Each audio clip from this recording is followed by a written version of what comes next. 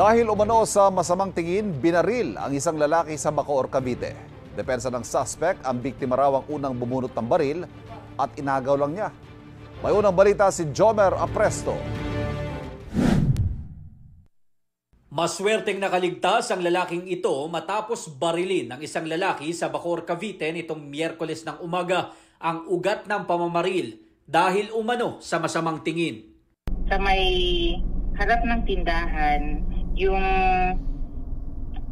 victim ay nandun, biglang dumaan to si suspect, nakita ni suspect na nakakatingin ng masama sa kanya si victim, bigla itong bumaba sa sinasakyan niyang motor at pinaputukan itong si victim.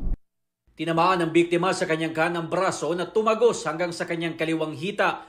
Bago tumakas ang suspect, tinangka pa raw niyang paputukan pa ang biktima pero nag-jam ang kanyang baril.